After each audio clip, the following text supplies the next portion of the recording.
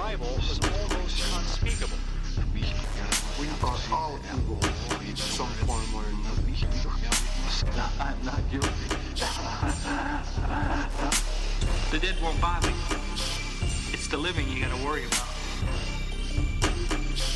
If I couldn't keep them there with me whole, at least I felt that I could keep their skeletons. Hello. Welcome. This is the Bad Taste Crime Podcast. I'm Janelle. I'm Vicky. Hi, were you surprised? That was going to be low and then I got high. Oh my God, people are going to have to turn down their radios and headphones. Just Don't blow blast any it out that eardrums. eardrum. Make it feel so good. Pop that eardrum. Oh my God. Sorry. If this is your first time listening, a special hello to you. Mm-hmm. We got a great show for you. We sure do. But first, let's head over to the newsroom. Unfit to breathe, our food is unfit to eat. We sit watching our TVs while some local newscaster tells us that today we had 15 homicides and 63 violent crimes, as if that's the way it's supposed to be. We know things are bad, worse than bad. This week, our news comes from Quincy, Illinois. Ew. Where the butthole of Illinois. There is a story that is like one of these stories that will forever be brought up. There'll be a documentary about it like 10 years from now. Because Family Feud contestant Tim Blyfnick Sure. was on Family Feud. When he was on Family Feud, Steve Harvey said, "What's the biggest mistake you made at your wedding?" And he said, "Honey, I love you, but I said I do. Not my mistake. I love my wife." You know, making jokes about. Turns out he may have actually killed his wife. Well. Yeah. So the case just, as we record this, just recently started. So this would be in May 2023. The court case has actually started. But the authorities are saying that his phone had searches for how to open my door with a crowbar. Can I force open my door with a crowbar if I lock myself out? How to make a homemade pistol silencer. Okay, the crowbars weren't so bad. Because you're like, yeah, how could I jimmy this lock open? Yeah. But the silencer part. Yeah. So obviously he disputes these allegations. The defense is saying this is pretty much a reasonable doubt case for sure. Yeah. So essentially his wife was shot 14 times after somebody used a crowbar to enter the home where she was living. It's worth noting that the couple was in the middle of a divorce. So it's just, but because of this Family Feud thing, I feel like this is a story that writes itself, right? Like this is one of these things. He admitted to guilt on Family Feud. Right. I can't believe I said I do to you. Yeah. So something to keep an eye on that's happening in Quincy right now, but just a very weird story. Moving right along to Netflix and Kill, we are going to be combining two things because I think it's only fair that we talk about these two things in tandem. But this week, our streaming is all Hillsong all the time. Okay. Yes. So there are two documentaries that have recently, within the last year, been released. The first is Hillsong: A Mega Church, was released on Discovery Plus, now available on Max. And The Secrets of Hillsong, which is a Hulu documentary that is in the process of being released. It's not completely finished as of recording this. I'm sure by the time this comes out, it will be. But I think they have 3 or 4 episodes out right now. But I kind of wanted to talk about these things in tandem because they obviously are about the same topic. Yeah. They talk about a lot of the same things. For those unfamiliar, Hillsong is a mega church that originated in Australia, sort of coming from New Zealand into Australia and then finally into the U.S. Most people would probably be familiar with Carl Lentz, a.k.a. the pastor to Justin Bieber, was kind of his big claim to fame. You know, not even talking about the obvious issues with a mega church, i.e., money. Watch Righteous Gemstones and you'll know. I love that show. I love that show. But that's so true. Such a great job That's of so mocking true. every aspect of it. Yeah. You know, you have typically in mega churches, you have these pastors and church officials who are living very lavish lifestyles. You know, basically living off the funds made from the church. It's all about money, money, money, even though they would say it's all about spreading the gospel. This story is a very interesting one for a lot of reasons. You know, Carl Lentz pretty much became the face of Hillsong Church in the U.S. when they opened their first location in New York. And he had this very spectacular downfall when he had to admit that he was having an affair, stepped down as the leader of the church, and then, of course, the church Hillsong severed ties with him. Then, you know, it has kind of come out that there were many abuses, alleged abuses happening within Hillsong, i.e., volunteers being overworked, underpaid, the standards being very stringent, especially when it comes to women and relationships. There is also a history of child sex abuse within the founder's family, whose name I forget at the time, but Something Australian. yeah, Or is it New Zealand? I forget. Houston, Brian Houston. His father was the first to kind of start, not Hillsong specifically, but like the church that kind of led into Hillsong. And it came out that there were allegations that he had been fondling young boys that were kind of swept under the rug. And he very quickly kind of left amidst all of these allegations. None of this is coming out until like an inquisition that happened in the late 2010s.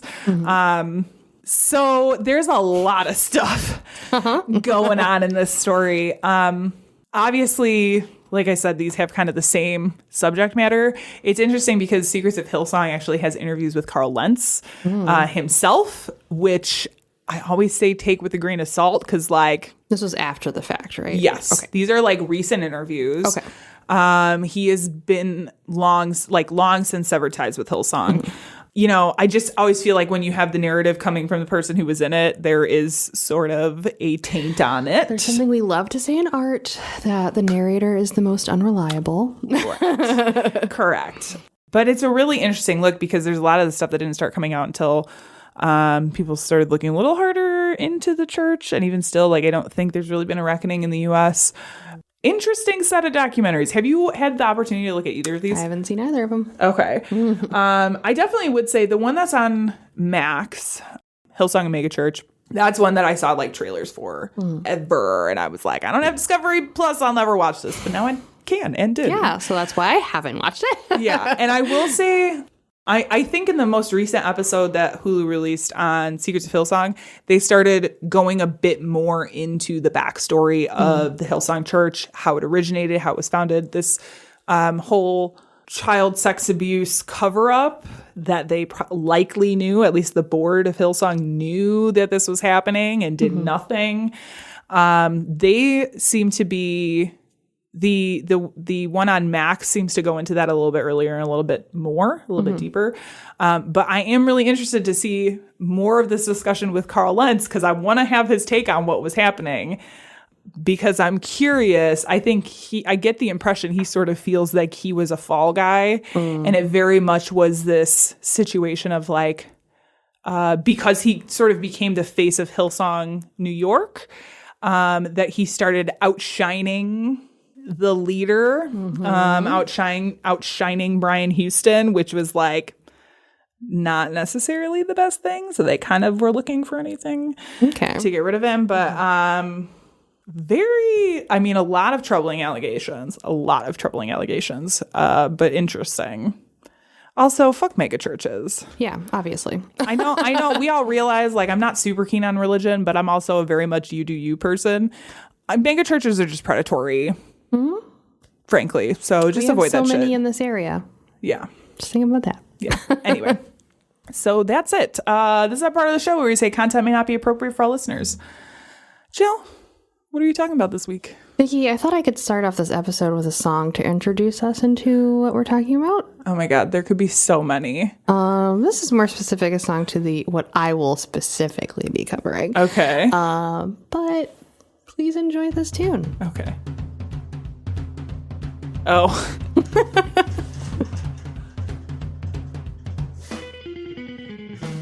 Ba-dum-bum-ba-dum. I haven't heard this song in so long. Who's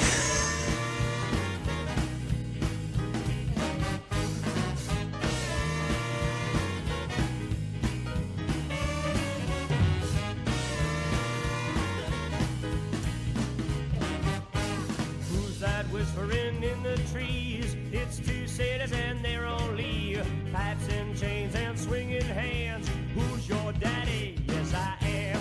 Fat cat came to play. Now you can't run fast enough. You best stay away when the pushers come to shove. Zoot, zoot, riot. Throw back a bottle of beer. Zoot, zoot, riot. I'm gonna come through your cold black hair. All right. We are going to go to California.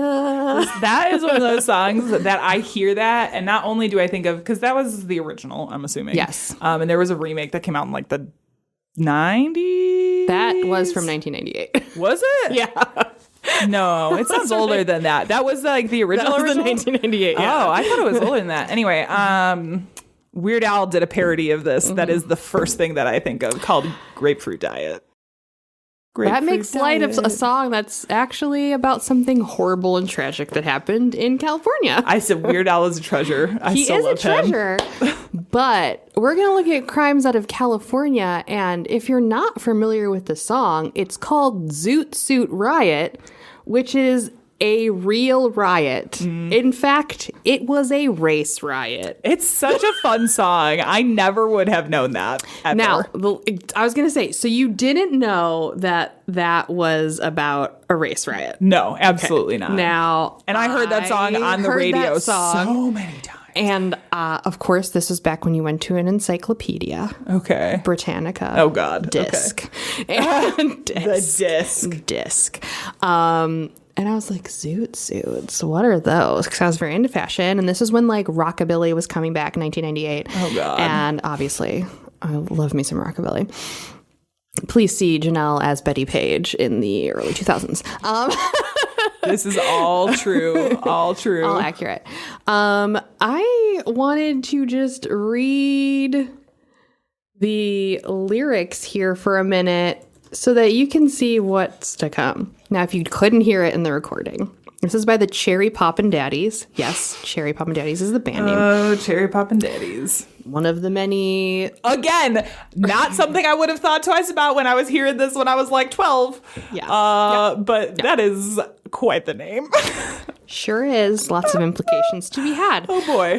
So the lyrics that we heard is, who's that whispering in the trees? It's two sailors, and they're on leave. Pipes and chains and swinging hands. Who's your daddy? Yes, I am. Fat cat came to play. Now you can't run fast enough. You'd best stay away when the pushers come to shove. So what are they talking about? It's a race riot. Oh, my God. In fact, it's a World War II race riot. Really? Yes. Wow. So not many people know this, but it is about the Zoot Suit riots out of LA in the 1940s. First of all, World War II swing music was fashion, and it was just all this beautiful, amazing things happening during the war. Mm-hmm.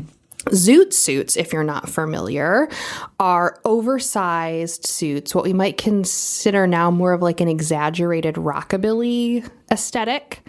But also think about like all the 90s swing and ska bands where they had those oversized suits. Those are zoot suits technically. Oh, yeah. Big on shoulder pads. Yes.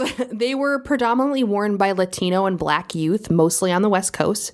And it was big, baggy, exaggerated fashion, okay? Yeah. They were described once in an article. Now this is some hep cat jive I'm going to throw at you. Are you ready? Okay. Killadilla coats with a drape shape, reet pleats, and a shoulder padded like a lunatic cell. Okay. That was the description. That was like the hip description that you could say what a zoot suit was. Sure. Now, Cesar Chavez wrote that in Cesar Chavez. Yes. Yes. Yeah, He wrote that a person needed a lot of guts to wear those pants, and we had to be rebellious to do it because the police and a few of the older people would harass us. So this also brings back to me the baggy pants craze of the 90s. Jinko jeans. Yes, where specifically like the Chicana aesthetic of the 90s. It's literally the same thing, but in a different decade. Yes, yeah, very much. So they were doing this to kind of be like larger than life, so literally exaggerated sizes.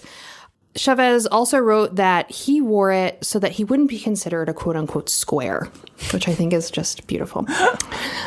It was part of what was called Pacheco culture and jazz music of the Harlemite culture. So again, getting back to Latino and Black youth cultures of the time period. Now, at this time also, a lot of rationing was happening, including textiles. Especially expensive fabrics like cotton and nylon. These were used for servicemen's uniforms and for parachutes and everything you could think of. Yeah. So essentially the zoot suits were kind of perceived, this fashion statement was kind of perceived wrong. It rubbed people the wrong way because it might be perceived as like flagrantly opposing all of these fabric rations, right? However, most people who owned a zoot suit owned one in their lifetime. And at that, they were off the rack, bought at a size or two larger than the person. So the argument about like all of these rationing issues and stuff is kind of mute and not accurate. Right. Because it is really a person buying a suit for their entire lifetime. You can afford one suit. Sure. So you're going to do it loud and big. Right. And you might even grow into it a little bit. Yeah. So really, it was used as an excuse, I believe, to start a problem. Gotcha. But why, oh why do you ask, would a oversized suit lead to a riot? Yes. Well, Why? I have one idea. Oh, what could that be, Vicky? But my only idea is because you could hide weapons. That's the only thing I could think of. It's deeper than that. Is it? It's because of racism. Well, okay. Fair. It's just straight up racism. Straight up racism. Damn, missed the mark again. It's going to be our word for today. So, Racism? like, yeah. Just ring a little bell in your head like Pee Wee Herman when we have the word of the day. Racism! Yeah. In Southern California specifically, governments and cities were extremely racist against Latino and especially Black youth and also Asian communities. Yeah. But if you think about the history of California, that actually was part of Mexico. Mm-hmm. So you actually have tons of Mexican heritage folks living in this area who were there before the United States ever had fucking California. Right. So it's ingrained in the culture of that state. And when all these whiteys start coming out there to like make Hollywood and be famous and take over all of these areas, there is systemic racism ingrained in the entirety of Southern California, like worse in Southern California than most places. And so all of these southern governments and cities started outlawing straight up in the books zoot suits, stating that they were connected to organized crimes and gangs. How does it even work? Exactly. Like, do you have to like your suit can be no larger than... Right? How does that even... Okay. Uh-huh. Okay. Just like they were doing in the 1920s with flappers, where they would go onto the beach and like measure their freaking swimsuits and their skirts and stuff, and then you get a ticket. Essentially the same thing. Yeah, but yeah. There's part of me that's like, yeah, but they did that because they thought they fucking could because they had to do with women. Like I feel like they would not be chasing down men in the same way to measure their shit. Yes. Am I wrong? They don't even need to measure it. They could just say, that's too much. Oh. Yeah. Yeah, I don't like that. So in 1942, the Los Angeles City Council passed a resolution outlawing zoot suits. A roundup of people wearing zoot suits in early 1943 put hundreds of people in jail because of this law. Damn. Quoted in a local newspaper, whether it is the clothing that causes the crime or the crime that causes the clothing, we are going to eliminate the boys who support this sharp apparel. My God. I just rolled my eyes very heavily. That's silly. So another fun fact is many of the zoot suitors, as they were called, were too young to even be drafted. So these were teenagers who are wearing these things, who don't know anything about rationing, who aren't in charge of their household. Right. It's ridiculous. And to be exacting, Mexican Americans served in the military at a rate comparable to the percentage of their population, meaning that there were Mexican Americans and equal parts white people serving in the military at this time. Yeah. Yeah. So what the fuck? It's not like they were anti-American, which was the argument during this time period. And really also the argument that has lasted a very long time. Interesting. The suits themselves were typically off the rack, like I said, reconfigured, maybe a little bit of tailoring, but generally just sized up. So some of the arguments we start to see in the newspapers and all of this just aren't true. But by 1943, tensions about zoot suits absolutely boiled over. There was a lot of contention, specifically in Los Angeles, happened to be where lots of sailors, soldiers, and Marines were stationed during World War II, major port going out to the South Pacific. There is a movie with Edward James Olmos called American Me that is pretty great. Okay. I believe early 90s movie. Never heard of it. It starts with the Zoot Suit riot. Oh. And it is the reason in which he gets arrested and spends his life in jail. Oh, interesting.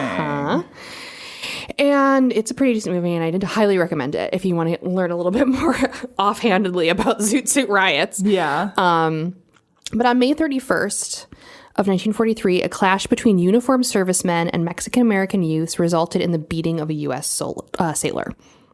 On June 2nd, 1943, the Los Angeles Times reported, quote, "Fresh in the memory of Los Angeles is last year's surge of gang violence that made the Zoot Suit a badge of delinquency. Public indignation seethed as warfare among organized bands of marauders prowling the streets at night brought a wave of assaults and finally murders. P.S. There weren't murders yet." That sounds like, I was like, that's some very like flowery language It for is that. Like very lying. yeah, exaggerated. So, LA newspapers at this time were actually people would go and like burn LA newspaper headquarters because they were like straight up lying. Oh my God. Like journalism in Los Angeles was just as crazy as the movies. Yeah.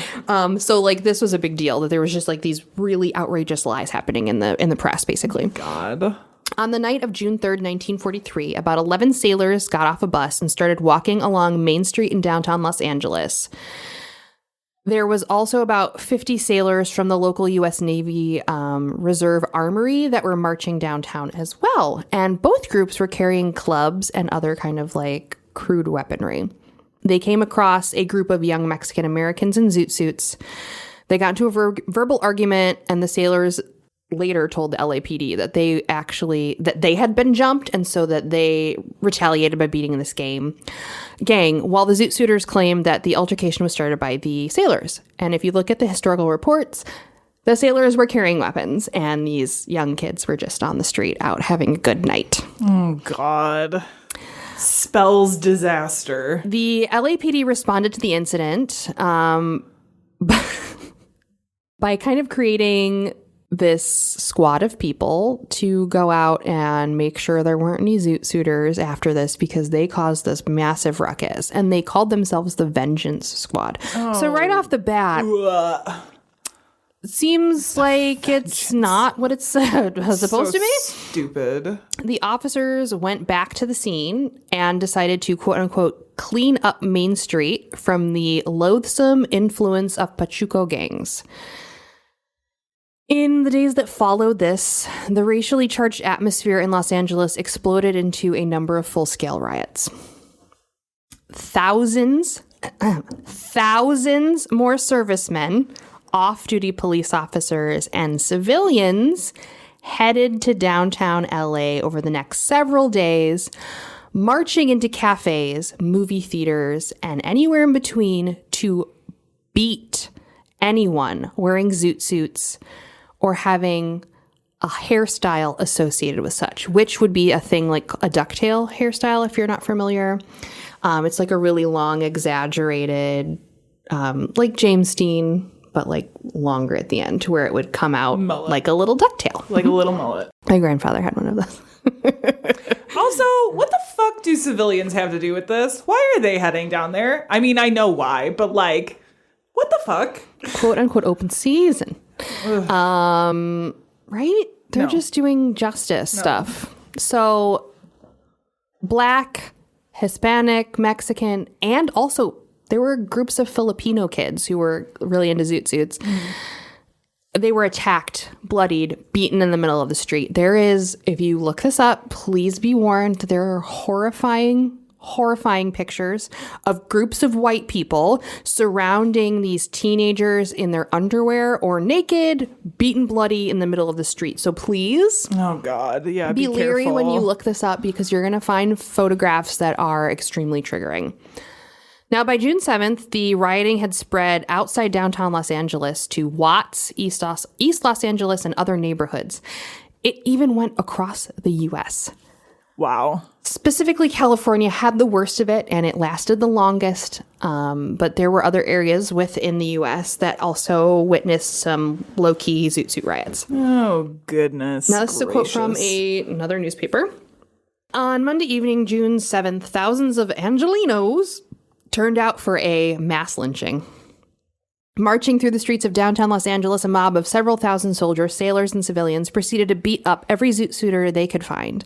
Streetcars were halted while Mexicans and some Filipinos and N-word were jerked out of their seats, pushed into the streets, and beaten with sadistic frenzy. Now, in response to this, there were churches and Latin American, Mexican American, Filipino American organizations who petitioned the state first and then the fucking president to have this come to an end. And I wanted It's insane that it needs to get that far even. But fucking help me, Roosevelt. So I'm going to read the telegram that was sent from one of these Mexican American heritage groups to the president to kind of show you what was happening and the begging for help. Since last Thursday night, bands of soldiers and sailors have been roving the streets of Los Angeles, attacking Mexican boys attired in so-called, quote, zoot suits. No provocation or resistance has been offered by the Mexican boys, but many of them have been beaten severely, including women and children. This is supposedly in reprisal for attacks on sailors, which local press has magnified into instances of universal disrespect for the armed forces of the part of the Mexican youth without foundation in fact. In spite of assurances of Army, Navy, and local law enforcement officials, rioting bands of servicemen armed with bludgeons are roaming the streets tonight with apparent tacit consent of law enforcement officers, and they have extended activities to include N-word. I'm sorry, I can't say it. I'm good. It's not like the N-word, but it's the N-word. Yeah. Other N-word. This situation, which is developing racial antagonism between Mexican, Black people, Anglo-Saxon servicemen, will undoubtedly cause grave international repercussions distinctly harmful to the war effort and to our good neighbor policy. We request immediate intervention of the Office of War Information to moderate attitudes of local press, which has openly approved these riots and is threatening the news in a way that is definitely inflammatory. Now, this was hard to read because it was a typeset scanned in document from the 40s, so my apologies. Yeah, I get it. So these Latino American, Mexican American organizations petitioned Roosevelt to help stop this like malicious act, right? Yeah. And after the week-long riots, things seemed to start to die down, but the California governor called a committee together to investigate. After the president received this letter, he's like, what the fuck's going on here? And then the governor was like, oh, no, we got this. And then like put together a committee really quickly. And in the report, they straight up fucking stated that this was due to racial prejudice and witnesses could not ignore it. Yeah. But then they did nothing. Okay. Yeah. Good job, guys. So some of the other cities that had zoot suit riots were Philadelphia, Chicago, and Detroit. Okay. And these are all also major ports of where servicemen are stationed at this time. Yeah. On June 21st, 1943, the State Un-American Activities Committee under State Senator Jack Tenney arrived in Los Angeles with orders to, quote, determine whether the present Zoot Suit riots were sponsored by Nazi agencies attempting to spread disunity between the United States and Latin American countries. So they're now let that sit. They're still trying to blame it on An agent provocateur? Yeah. Yeah. Not on Not on fucking the on their servicemen. racism, not on their own Yeah. racism. Okay, guys. Now, that agency on American Committee, where the fuck the title is, is dumb. They did tons of this shit. That was a sham. Now, to be fair, it's because communism, Right. which is not the same as fascism, but it's all the same. Yeah. It's definitely like a remnant of that sort Yes. of Red Scare So, area. them being era. dumb, Yeah. not understanding that South America's not Mexico. The Philippines, They still don't know that. not that kind of fascism.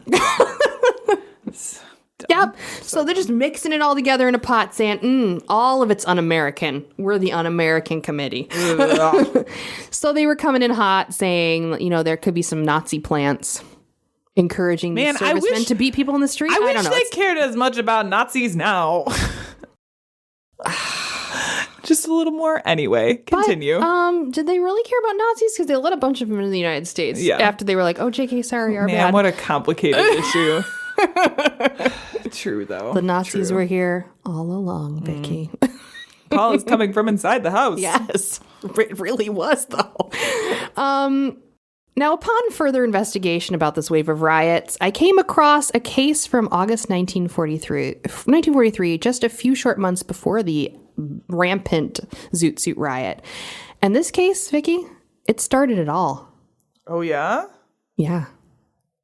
This was the murder of Jose Gallardo Diaz, a.k.a. the Sleepy Lagoon murders. A case within a case, Vicky.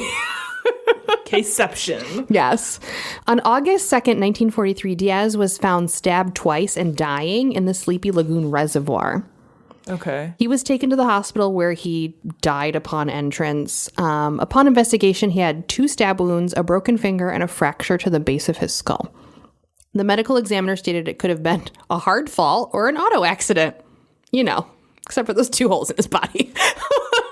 He hard fell into a gun that shot him twice. That accidentally went off. Yeah. The Los Angeles Police Department was quick to arrest 17 Mexican-American youths. We have Jack Melendez, Victor Thompson, Angel Padilla, John Matuzo, Ismael Parra, Henry Leyva, Gus Zamora, Manuel Reyes, Robert Teles, Manuel Delgado, Jose Ruiz, Victor Sebagonia, and Henry Yesanostras? That sounds right. Sounds good. They were all suspects in this one person's killing. Wow. It's a lot of suspects. Without any evidence, the men were held in jail without bond. Why? Vicky, what's the word of the day? Why? Racism. Racism. Ding, ding, ding, ding, ding. Racism. There was a rumor. Okay, they were arrested on a rumor that they were a gang and this was gang retaliation. Remember when we talked about how gang retaliation was to blame for the Zoot Suits? Yeah. This is how it started. Gotcha. So in the media, they were being called the 38th Street Gang, which didn't exist. Sure. They needed to make it up to call it of something. course. It sounds scarier. The 17 Latino youths were indicted on the murder and charged. Oh, so they like 0 to 10, baby. Oh, I thought it was gonna be like 1 or 2 of them out of the group. They charged all of them?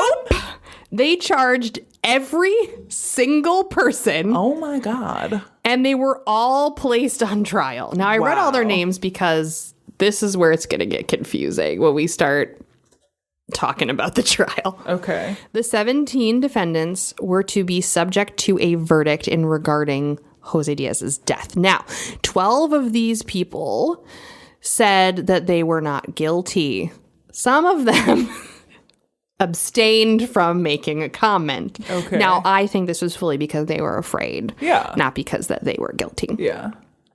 12 people were found guilty for the murder of Diaz, and 5 were found guilty of assault. Wow. So, yeah.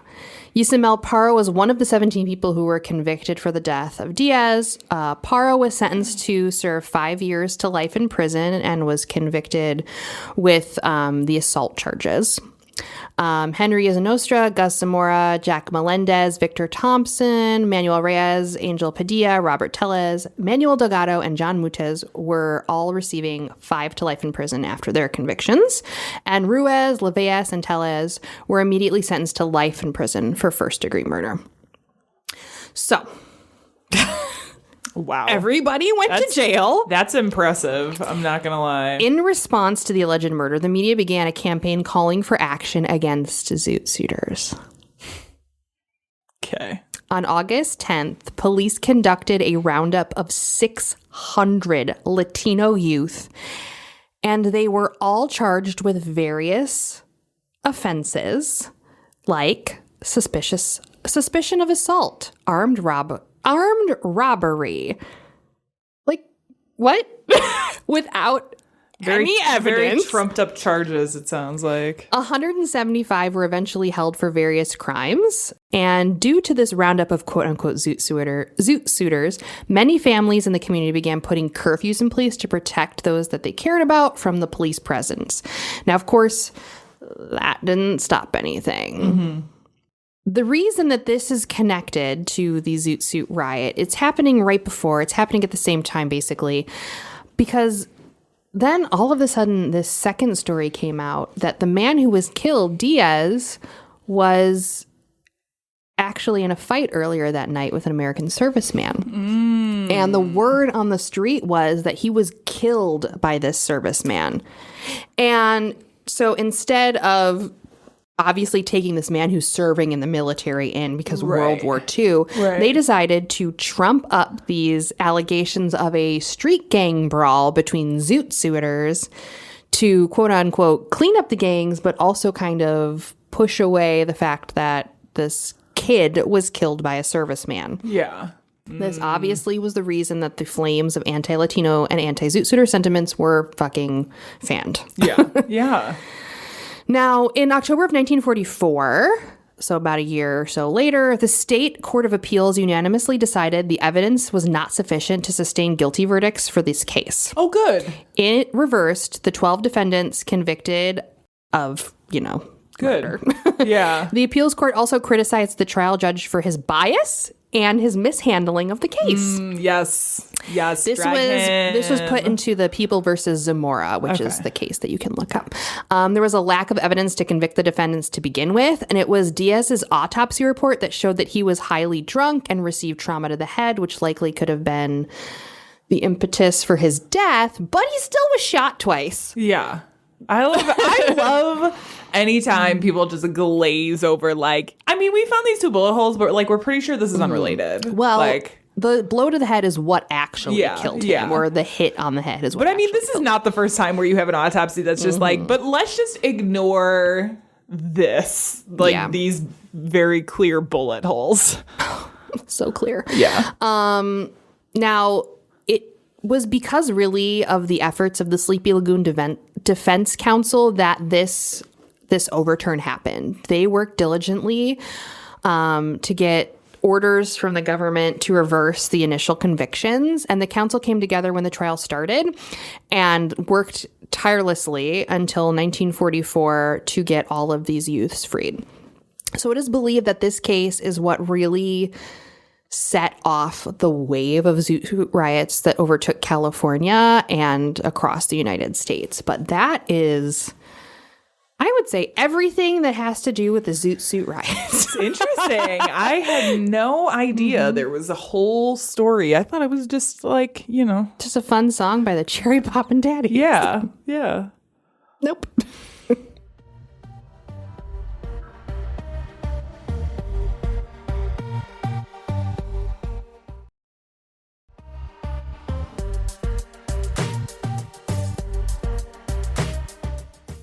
So As with most states, California has quite a bit of crime to choose from. Oh, it does. Such a big state. Lots. Such a big state, such big crime. So I decided to go with a classic serial killer story for this one. So we're going to talk about Stephen David Catlin. Catlin was born in California, but was adopted at a very early age by Martha and Glenn Catlin. The family lived in Bakersfield, and although he had like a keen interest in cars, crime seems to be the thing that he gravitated towards pretty early on. Catlin was arrested at 19 for forgery, and at the time, he was sentenced to 9 months in a California Youth Authority camp. CYA is now known as the California Division of Juvenile Justice, so it's basically like a juvie. It doesn't really appear like anything of interest happens in Catlin's life until he gets married to his first wife, but the marriage was described as pretty much anything is happy, mostly abusive, horribly abusive. Yeah. Cool. Something that was honestly exacerbated by Catlin's own drug use. He had kind of like a bit of a drug problem. Then, as if one wasn't enough, Catlin decided to get married to his second wife in 1966 without actually divorcing the first one. Yeah, obviously. On the second marriage certificate, Catlin used a pseudonym so that he wouldn't be discovered. The wives didn't know this either. Also, the charade didn't last very long, though, because just months later, Catlin was arrested for stealing a credit card and was sentenced to 3 years at a California state prison in in Chino. Following his release, Catlin officially divorced his first wife and legally got married to his second wife using his actual real name, just to make it official. But once again, the marriage was a short one. He was divorced a second time, and then just after 10 months, Catlin was married a third time. This one lasted for 8 months before they got divorced, and then Catlin married his fourth wife, Joyce. At some point, Catlin begins working on this pit crew for Glendon Emery from Fresno, California. I feel like if you're into cars or racing stuff, like that might be a name you would know. I don't know. Maybe. It's not really my thing. I'm not that far into Glendon it. Emery. Sure. So Emery had a stepdaughter at the time that had caught Catlin's eye. And this is all happening while he's still married to Joyce. So Catlin began like courting this young lady. And during all of this, in April 1976, Joyce developed flu-like symptoms and was admitted to the hospital on the recommendation of a physician. According to a later court case, quote, before admission, she complained of back pain, vomiting, and a sore throat. She was transferred to the hospital's intensive care unit the day after her admission. Her lungs appeared to be affected. Dr. Einstein, a lung specialist, treated her without success for possible viral or bacterial infection. She did not respond to various antibiotic medications. Her lungs failed to oxygenate her body sufficiently, and she required mechanical ventilation. 19 days after admission to the hospital, her lungs failed entirely, and Joyce died. Following an autopsy, the cause of death was listed as pulmonary fibrosis. Pathologist Dr. Bruce Swiner found that Joyce's lungs were, quote, extremely heavy and fibrotic, and that there was no indication of viral or bacterial infection that could have caused death. Although... Fibrotic, what a word. Yeah, right. Although it's worth noting that... Again, this is again from the court case, quote, attending physicians suspected poisoning by paraquat, a highly toxic poison used in agriculture to control weeds. Yeah, I've never heard of that before. Paraquat. I don't know that it's used as often. I did ask for advice on how to pronounce it because I asked my parents actually because I'm like, this seems like something they would know. And they're like, oh yeah, it's fertilizer. So I don't know that it's necessarily around as much anymore, probably because it's so fucking toxic. Yeah. But when they thought about this poisoning by paraquat, there wasn't like really any solid evidence that they could have that this was like the thing that was happening. I mean, it was 1976. Toxicology was like not where it is now. And to add to this, pretty much right after Joyce died, Catlin requested that her body be cremated.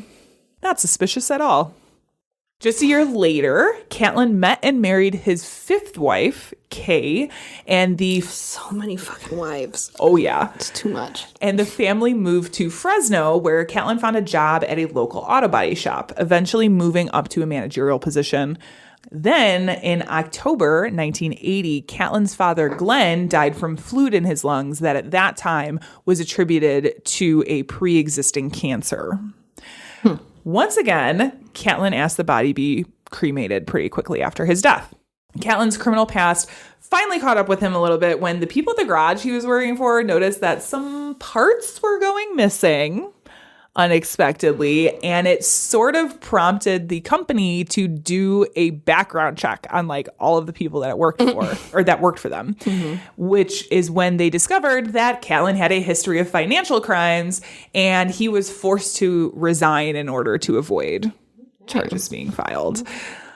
A few years later, in 1984, Catlin's wife Kay fell quite ill very suddenly, and it was discovered that she had fluid in her lungs. While the doctors were trying to determine the cause of the fluid, Kay died on March 14th, 1984. Catlin would end up receiving approximately $57,000 in life insurance payouts, as well as getting engaged for a sixth time after meeting a nurse. Stop. Yeah, okay. Yeah. Maybe that's what it is. You're just finding all these people at the hospitals that he continuously goes to. Yuck. So at this point, Catlin's third ex-wife is like still around and kicking. She's hearing of like these wives that have come after her dying sort of suspiciously and is like, I get a weird feeling about all of this. So After they've already been married, or this is, yeah. they're dating? No. This is his third ex-wife. Oh, so okay. wife 4 and 5 have both passed. She's looking back on their relationship like, this all seems kind of weird. So wife number 3 goes to local law enforcement and is like, I think there's something up here. So they start digging into Joyce's death a little bit more. As previously mentioned, hospital staff had suspicions that her death had been caused by some sort of poison, and that I'm like, this is one of these moments that I'm like, oh my God, you guys were so smart to do this. Kept tissue samples from her body before it had been cremated because they were like, there's just something that we don't feel is right. So they kept these tissue samples. So in 1984, those samples were sent for additional testing. It wasn't long after that Catlin's mother actually died pretty suddenly from an apparent stroke. Okay. After a visit from Catlin and his then girlfriend. Once again, Catlin was like, let's get this wrapped up and cremate the body. But the cremation that time was stalled until they had the opportunity to do an autopsy.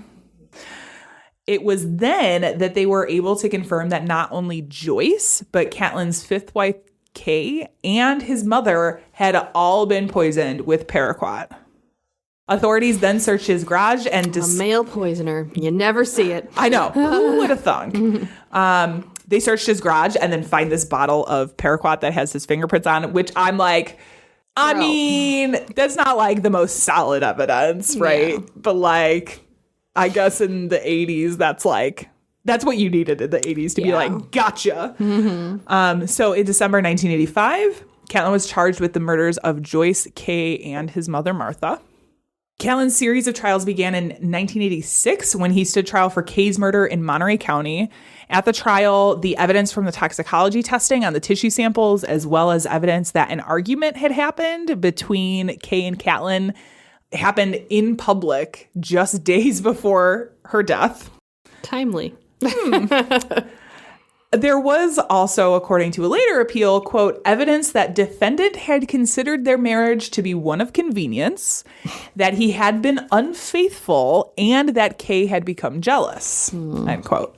Catlin received a substantial life insurance payout from her death, and some witnesses noted that he was like in unusually high spirits after the funeral, like immediately after the funeral. Like he was sad leading up to the funeral, and then after the funeral he was like, let's go for beer, party, New wife, let's do it. Yeah. About a month after the start of trial, Catlin was convicted of Kay's murder and sentenced to life in prison without parole. What did the sixth wife have to say about this? Right? They got divorced like not long after he went into prison. Okay, because I'm like, she's like, I'm next. Yeah, or he was, maybe it wasn't that they got divorced. I think he was engaged to be married Didn't when he quite went seal into the prison. deal. Yeah, Gotcha. I think Okay. that's what it was. I don't love you that much. Yeah, right. This is not what I signed up for. Yeah. Yeah, also that. I'm like thinking jailhouse marriage, but like the murder thing is kind of a big 100% deal. gonna kill her.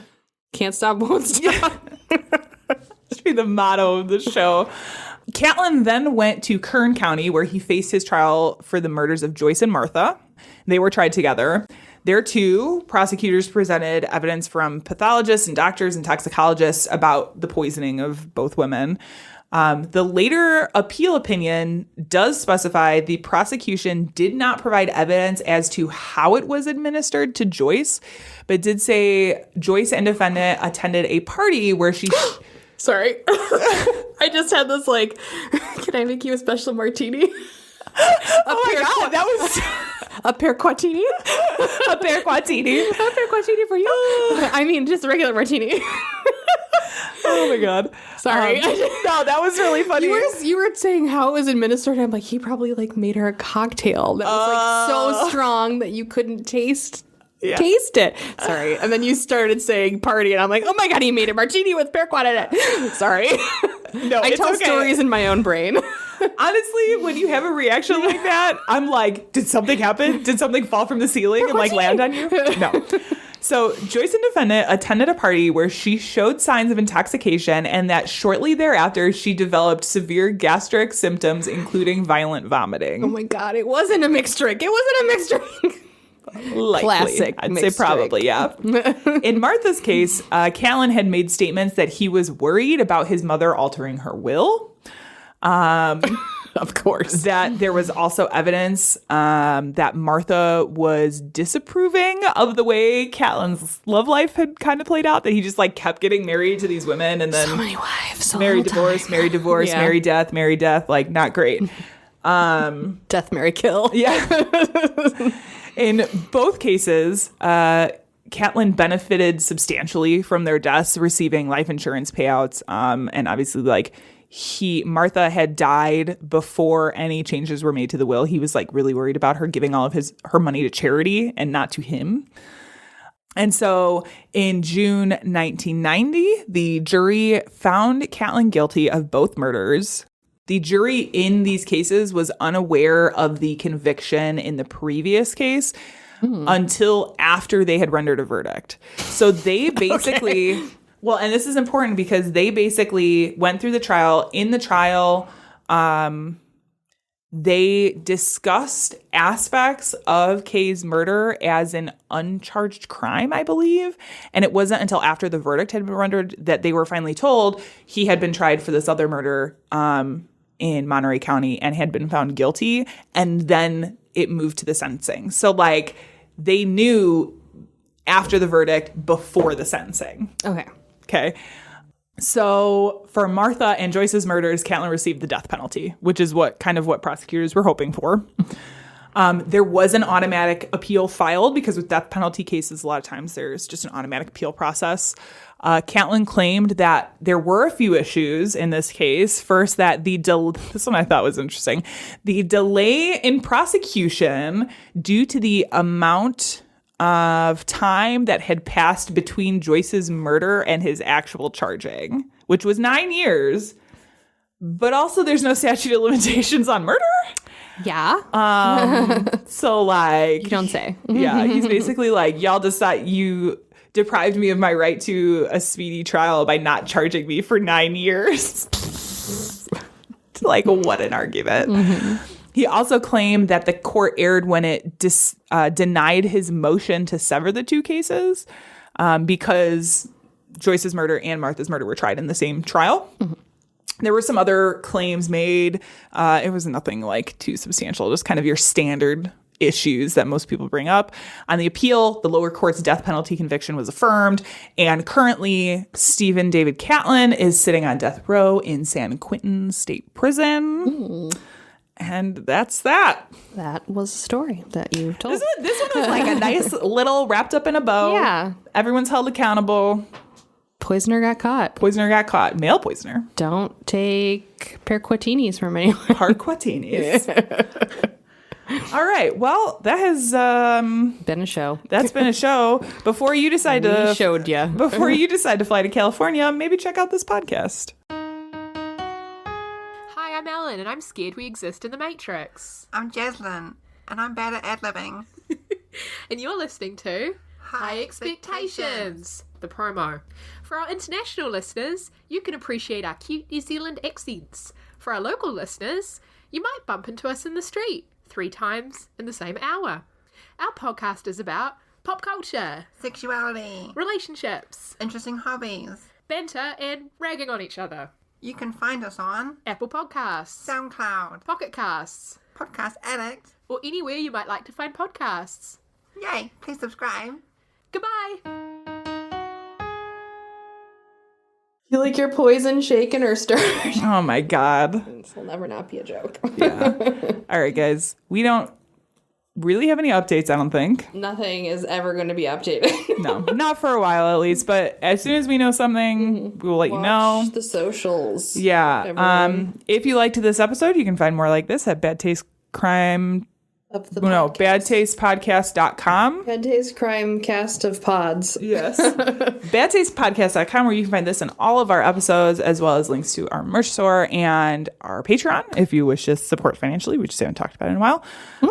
Do you have any closing thoughts? No. Okay. Our sound, That's a no. our sound and editing is by Tiff Fullman. Our music is by Jason Zakshevsky, the Enigma. This has been the Bad Taste Crime Podcast. We will see you in 2 weeks. Yeah. Goodbye. Bye. Bodies on the hillsides along the highway.